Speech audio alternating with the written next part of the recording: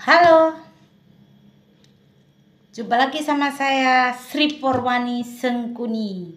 Salam sehat ya dari saya akan berbagi untuk saudara-saudara saya ya.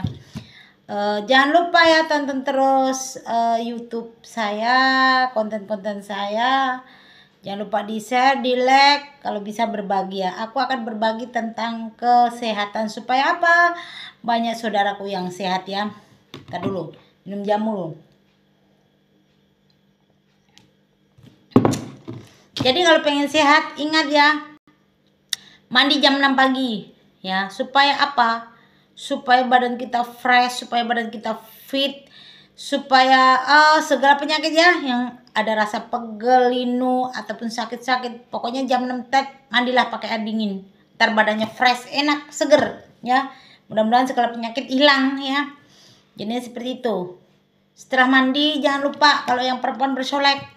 Ya, kalau yang lagi berdandan entah mau kerja di kantor entah apa, yang penting hidup sehat itu penting, hidup bersih itu penting ya. Jadi jangan malas-malas, jangan jorok lah. Jadi perempuan ataupun jadi laki, bangun siang masih belekan, sudah masak masih belekan. Kalau saya tidak ya, harus hidup sehat. Tapi saya perokok. Menurut saya rokok itu tidak ada kaitannya dengan penyakit. Buktinya pasien saya itu tidak ada yang merokok tapi dia sakit semua. Alhamdulillah saya perokok berat. Jadi kalau pas lagi rame itu satu hari satu malam surya itu saya bisa 5 bungkus, bisa 10 bungkus. Apalagi kalau ada yang rawat inap tidak menidurkan saya ya. Nah, seperti itu. Saya 24 jam. Alhamdulillah Tuhan memberi kesehatan saya. Tuhan memberi mujizat lewat saya. Jadi saya diberi kelebihan sama Tuhan. Alhamdulillah. Kalau tentang kematian itu tetap takdir. Kesembuhan juga milik Tuhan, bukan milik saya ya. Saya cuma perantara saja. Santai dulu, relax dulu. Hidup itu perlu santai, perlu relax.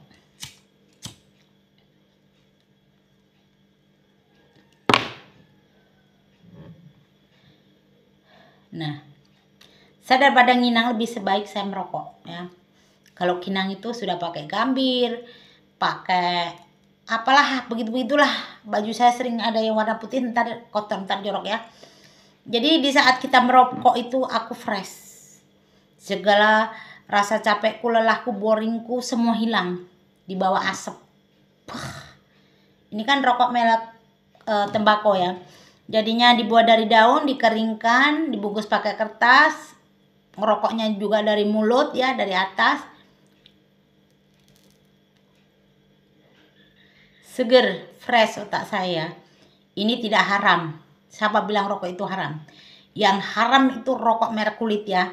Merokoknya dari bawah, kalau nggak dijual dibeli orang. Nah itu yang haram. Itu rokok merek kulit, merokoknya dari bawah. Kalau ini rokok merek tembakau. Jadi saya hidup ini cuman ibadah, berdoa, bekerja, beramal. Daripada saya ngomongin orang, lebih baik saya merokok. Percuma kita berhijab, percuma kita sholat. Kalau kita panatikan, kalau kita sering ngomongin orang, itu tak ada artinya. Kalau kita masih punya prinsip hidup sirik ya, sama orang sirik. Karena manusia itu sifatnya cuman iri dan dengki ya. Itu tak ada artinya, terutama untuk yang kaya-kaya ya. Jangan lupa beramal, percuma kalau kaya pelit. Mati kita nggak bawa harta ya, yang dibawa itu amal dan perbuatan kita. Ini berbagi lagi tentang kesehatan. Setelah mandi kita fresh. Kalau kita pengen awet muda, masukkan muka saya ke freezer, kulkas ya. Kalau nggak es batu dipecahkan, ambil uapnya. Supaya apa? Kita awet muda, pipi kita kenyal. Jadinya kalau untuk yang sakit saraf, mandilah jam 2 malam. Ya, karena air jam 2 malam itu ngandung obat. Setelah itu ibadah menurut kepercayaan masing-masing. Karena agama itu bagi saya semua sama. Cuman beda kepercayaan. Tuhan itu satu. Mau Hindu, mau Buddha, mau Islam, mau Katolik, mau Kristen. Bagiku itu saudara-saudara kita. Semua tetap ciptaan Tuhan. Kita tidak boleh bermusuhan. Kita harus saling menghargai ya. Makanya saya punya pasien itu mau agama apa aja saya terima. Yang penting tujuan saya bagus. Yang nyembuhin juga tetap Tuhan. Kita tidak boleh panatikan ya. Setelah mandi ya, setelah mandi ganti baju, kalau mau beraktivitas kita makan dulu sarapan pagi ya. Supaya apa? Lambung kita bagus. Supaya kita tidak kena lambung, minimal sehari 3 kali makan ya. Tapi kalau malam jangan, kurang bagus ya, minimal jam 7 malam. Kalau lambung kita bagus, insya Allah semua pankreas kita bagus ya. Aku tuh ya berbicara seperti ini, aku orangnya apa adanya ya. Seperti itu. Jadi kalau lambung kita tidak bagus, ntar semua pankreas itu bisa kena semua. Karena diabetes itu tidak hanya dari faktor keturunan. Kalau lambung kita tidak bagus, kita juga bisa kena diabetes ya. Seperti itu. Makanya jagalah kesehatan. Sehat itu mahal. Kita punya harta tidak sehat percuma ya. Iya, tidak menikmati ya, tidak menikmati hidup. Jadinya hidup segan, mati tak mau. Coba kalau kita sehat kan enak. Jadi orang itu suatu saat tetap mati. Tapi kalau bisa mati dalam keadaan sehat, jangan sampai kita nyusahin anak cucu kita ya. Apalagi suami kita ataupun istri kita ya. Seperti itu. Kalau yang istrinya rajin, buatin wajah kayak gini kalau musim dingin ya. Temulawak, jahe, kunyit, daun jeruk, serai dibebek. Jadi kalau yang malas numbuk, dicuci, ambil plastik, bebek. Gak usah lembut-lembut ya, gak usah terlalu lembut. Kasih gula merah, kasih susu coklat. Wah, diminum hangat-hangat, kuku seger, apalagi waktu musim hujan. Ya, seperti itu. Ntar dulu, biar saya fresh. Saya ngerokok dulu.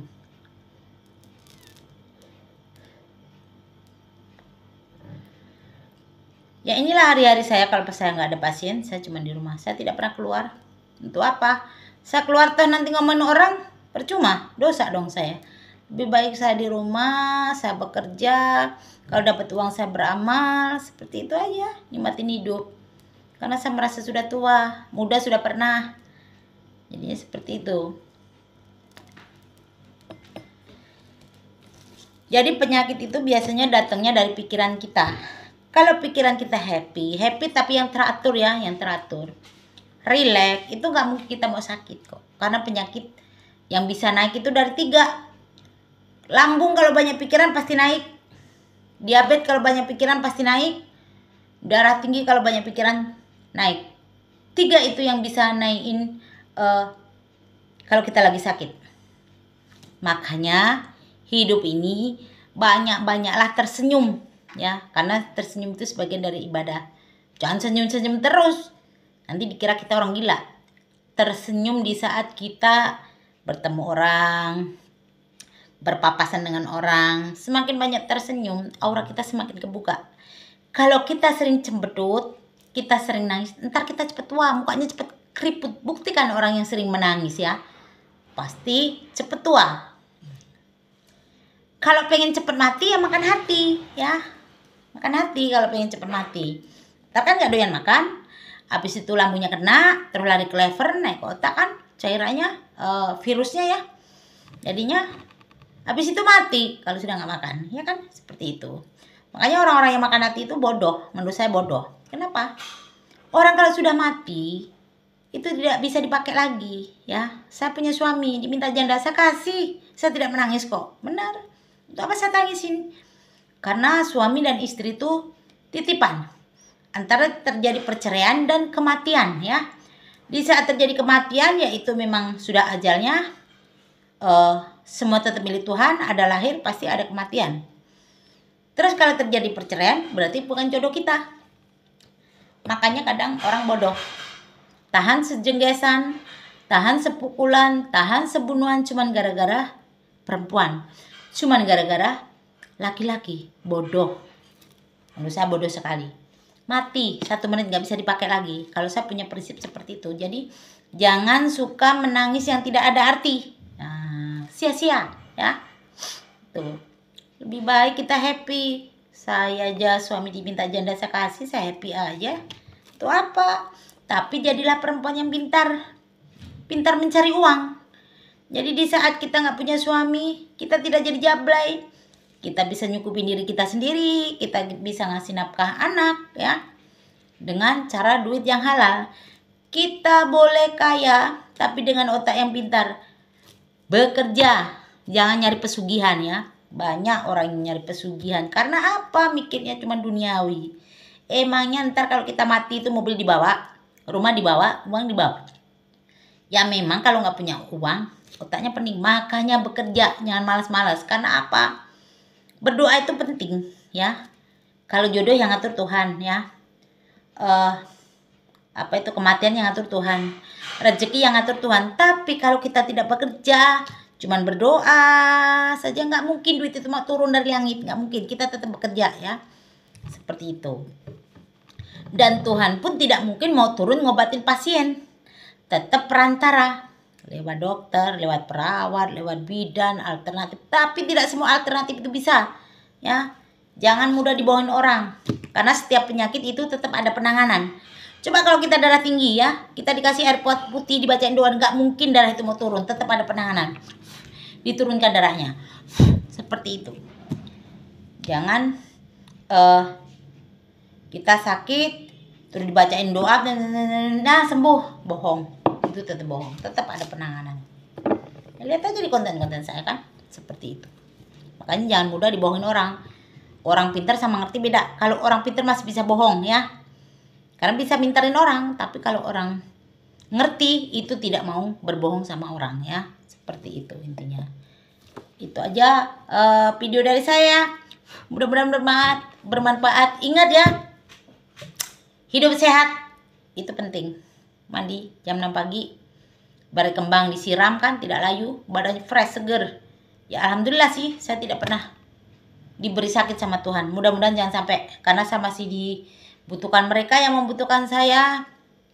Begitu juga di tempat saya buka alternatif 24 jam. Kalau memang orang itu benar-benar tak mampu ya, tidak punya mata pencaharian, ada yang kutolong gratis. Dari pengobatan, rawat inap, sampai penyembuhan. Tapi kalau orang mampu tetap mengeluarkan biaya, karena saya berbagi sama anak yatim piatu, sama janda-janda nggak mampu. Ntar kalau orang mampu berobat digratisin. Terus yang ya kalau sakitnya enak, cuma nambung apa? Coba kalau kebagian yang busuk-busuk ya, kayak anak-anaknya. Ntar kalau mati yang punya harta siapa? Kayak gitu. Giliran orang tuanya sakit, kadang tidak mau ngurusin. Yang jijik lah, yang itulah, yang inilah, yang itu. Saya pernah punya pasiennya sakit kanker orang tuanya. Anaknya tak suruh ngambilin tisu, tutup hidung ini.